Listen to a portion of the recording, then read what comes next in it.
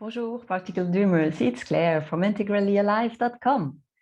And today I'm talking about juggling and balance, because a very common metaphor for balance is juggling. And I just don't think it's helpful, really. I mean, I don't know if you ever tried to juggle, but even if you eventually master the skill, it is still a lot of effort and concentration to do it. And even the best juggler can't go forever. Sooner or later, the balls will fall or he will need to rest. So the problem is in this image, I think, is all the balls compete for your attention. Each moment you choose one over the other.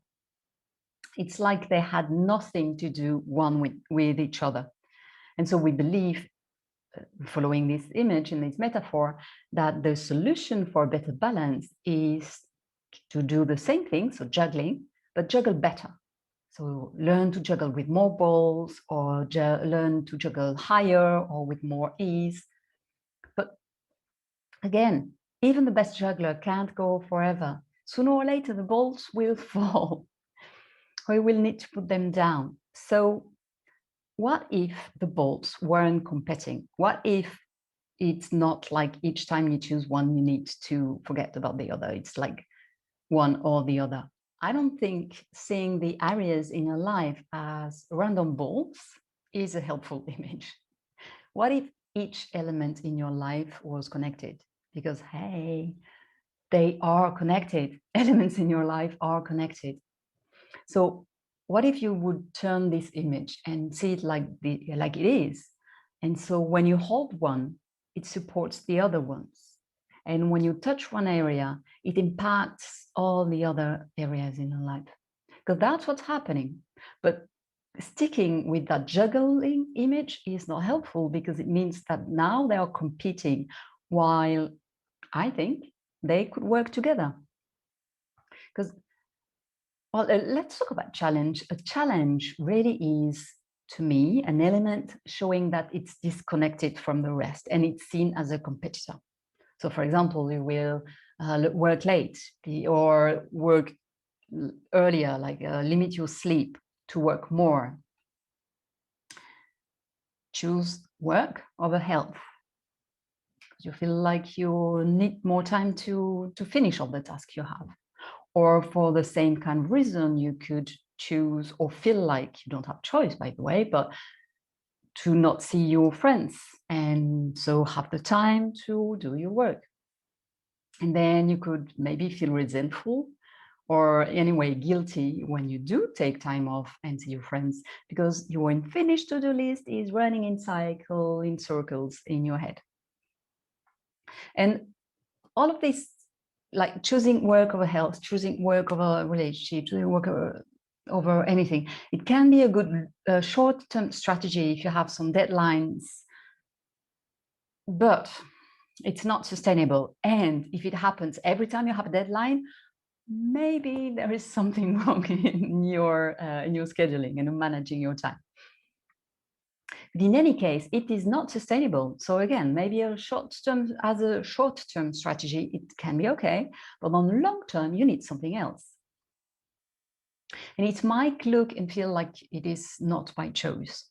And it might be, like, really, sometimes just situation happens and all of a sudden we need to deal with something completely unexpected. But then notice how much of this working time is really effective.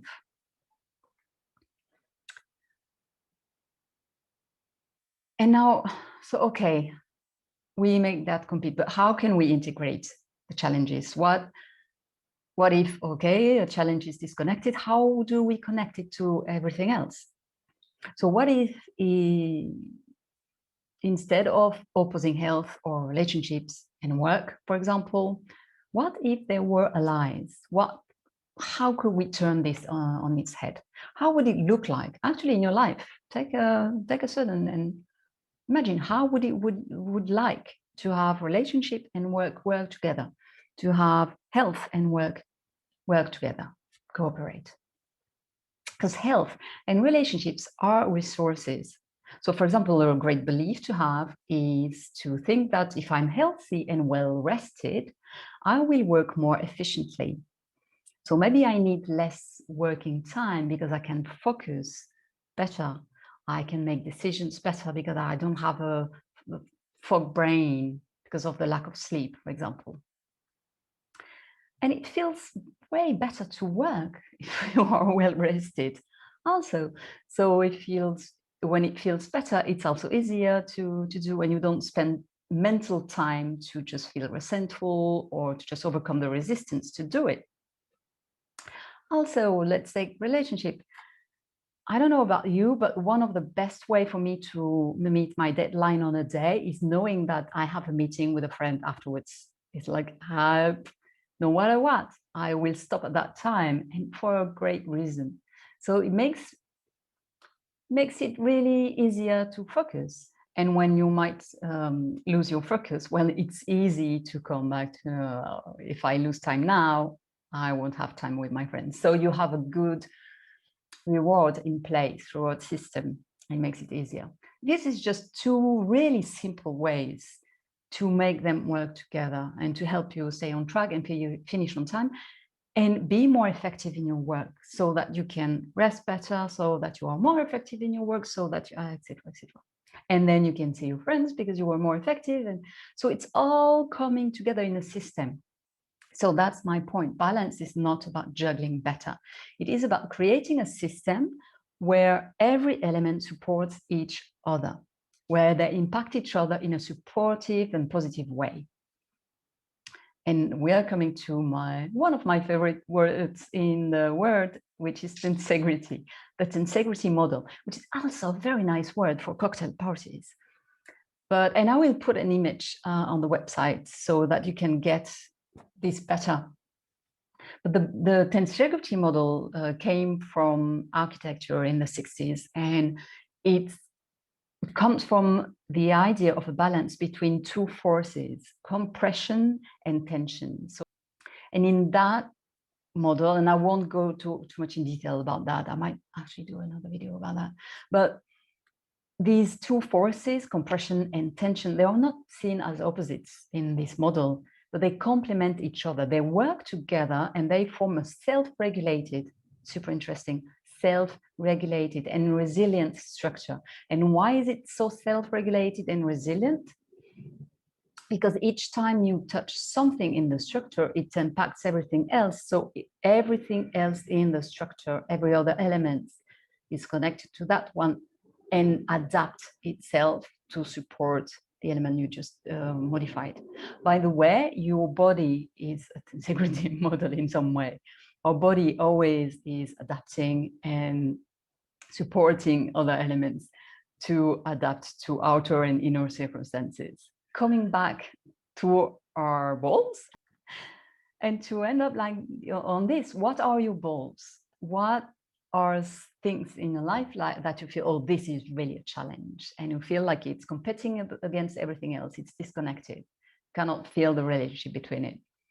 How can you connect it back so that instead of competing like this, they cooperate, they work together? What would it would like? What would be good reasons to do that? Just think about it and tell me in the comments.